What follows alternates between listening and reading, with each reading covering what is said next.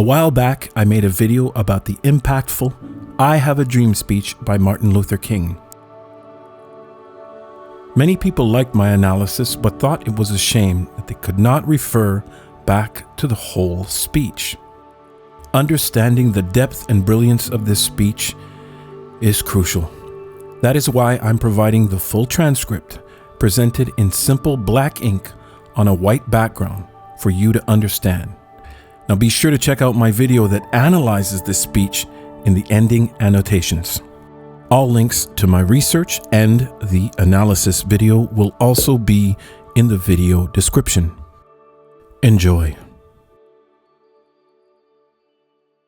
50 years ago, a great American in whose symbolic shadow we stand today signed the Emancipation Proclamation. This momentous decree came as a great beacon light of hope to millions of Negro slaves who had been seared in the flames of withering injustice. It came as a joyous daybreak to end the long night of their captivity. But 100 years later, the Negro still is not free. 100 years later, the life of the Negro is still sadly crippled by the manacles of segregation and the chains of discrimination. 100 years later, the Negro lives on a lonely island of poverty in the midst of a vast ocean of material prosperity. 100 years later, the Negro is still languished in the corners of American society and finds himself in exile in his own land. And so we've come here today to dramatize a shameful condition. In a sense, we've come to our nation's capital to cash a check. When the architects of our republic wrote the magnificent words of the Constitution and the Declaration of Independence, they were signing a promissory note to which every American was to fall heir. This note was a promise that all men, yes, black men as well as white men, would be guaranteed the unalienable rights of life, liberty, and the pursuit of happiness. It is obvious today that America has defaulted on this promissory note insofar as her citizens of color are concerned. Instead of honoring this sacred obligation, America has given the Negro people a bad check, a check which has come back marked insufficient funds.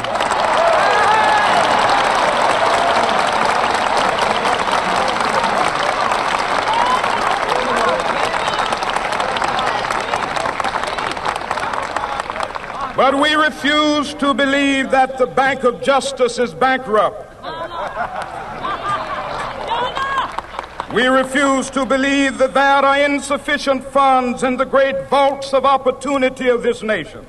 And so we've come to cash this check, a check that will give us upon demand the riches of freedom and the security of justice.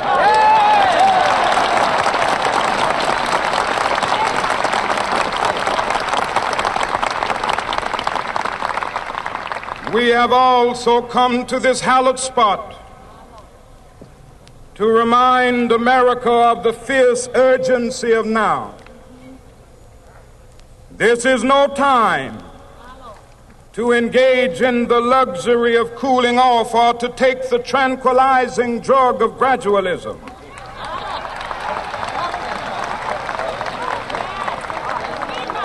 Now is the time to make real the promises of democracy. Now is the time to rise from the dark and desolate valley of segregation to the sunlit path of racial justice. Now is the time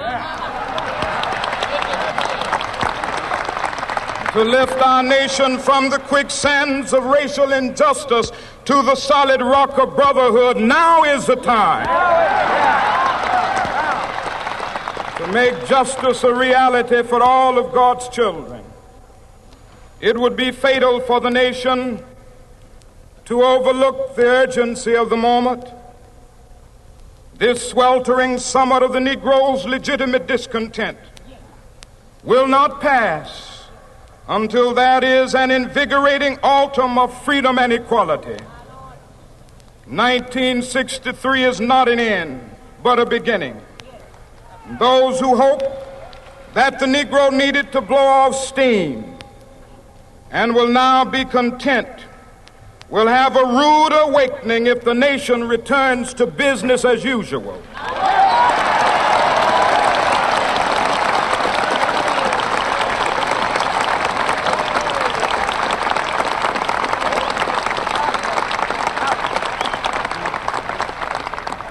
There will be neither rest nor tranquility in America until the Negro is granted his citizenship rights. The whirlwinds of revolt will continue to shake the foundations of our nation until the bright day of justice emerges. But that is something that I must say to my people who stand on the warm threshold which leads into the palace of justice. In the process of gaining our rightful place, we must not be guilty of wrongful deeds. Let us not seek to satisfy our thirst for freedom by drinking from the cup of bitterness and hatred.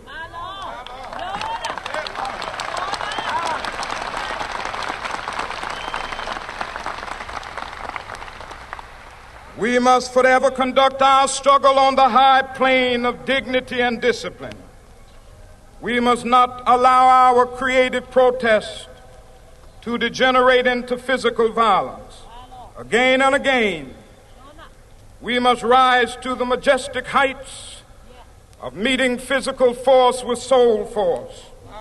The marvelous new militancy which has engulfed the Negro community must not lead us to a distrust of all white people.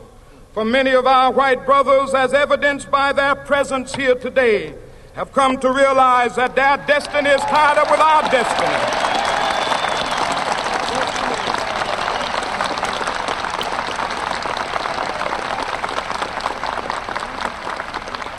And they have come to realize that their freedom is inextricably bound to our freedom.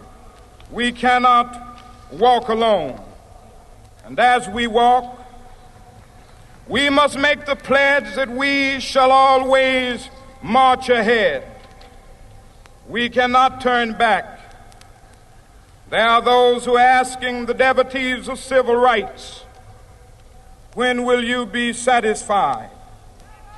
We can never be satisfied as long as the Negro is the victim of the unspeakable horrors of police brutality.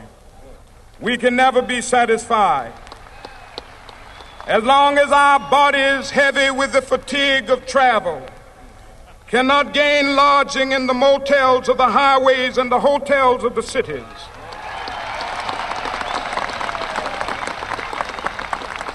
We cannot be satisfied as long as the Negro's basic mobility is from a smaller ghetto to a larger one.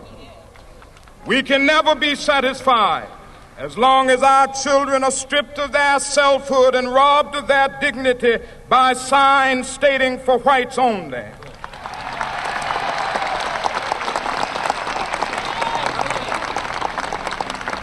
We cannot be satisfied as long as a Negro in Mississippi cannot vote and a Negro in New York believes he has nothing for which to vote.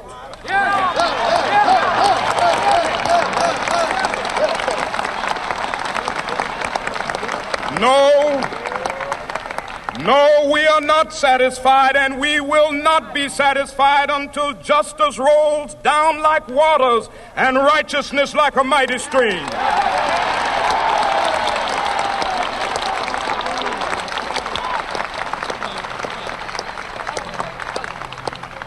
I am not unmindful that some of you have come here out of great trials and tribulations. Some of you have come fresh from narrow jail cells. Some of you have come from areas where your quest for freedom left you battered by the storms of persecution and staggered by the winds of police brutality. You have been the veterans of creative suffering. Continue to work with the faith that unearned suffering is redemptive. Go back to Mississippi. Go back to Alabama. Go back to South Carolina. Go back to Georgia. Go back to Louisiana. Go back to the slums and ghettos of our northern cities. Knowing that somehow this situation can and will be changed. Let us not wallow in the valley of despair. I say to you today, my friends,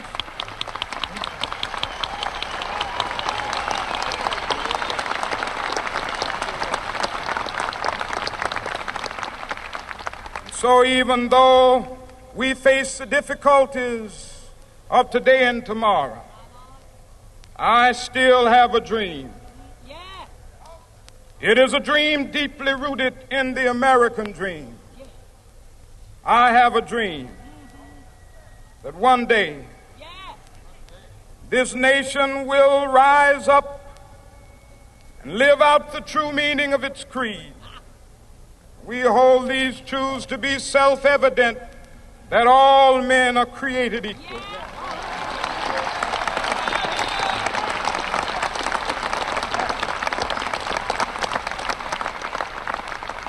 I have a dream that one day on the red hills of Georgia, the sons of former slaves and the sons of former slave owners will be able to sit down together at the table of brotherhood. I have a dream that one day,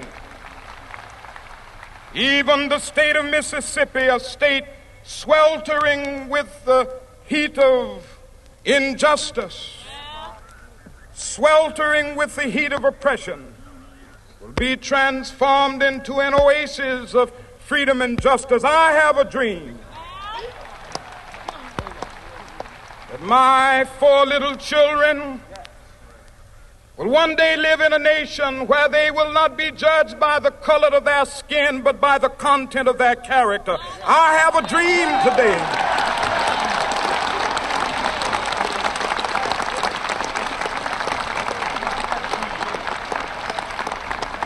I have a dream that one day down in Alabama, with its vicious racists, with its governor having his lips dripping with the words of interposition and nullification, one day right there in Alabama, little black boys and black girls will be able to join hands with little white boys and white girls as sisters and brothers. I have a dream today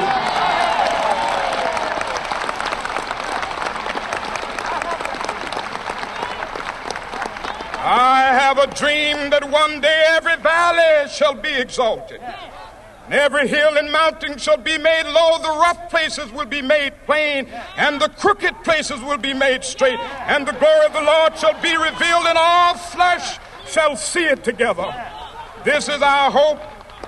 This is a faith that I go back to the South with. With this faith, we will be able to hew out of the mountain of despair a stone of hope. With this faith, we will be able to transform the jangling discords of our nation into a beautiful symphony of brotherhood. With this faith, we will be able to work together, to pray together, to struggle together, to go to jail together, to stand up for freedom together, knowing that we will be free one day. This will be the day. This will be the day when all of God's children will be able to sing with new meaning, "My country, 'tis of thee. Sweet land of liberty, of thee I sing.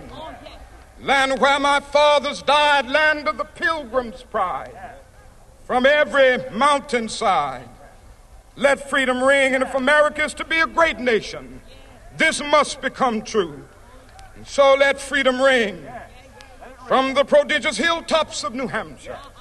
Let freedom ring from the mighty mountains of New York.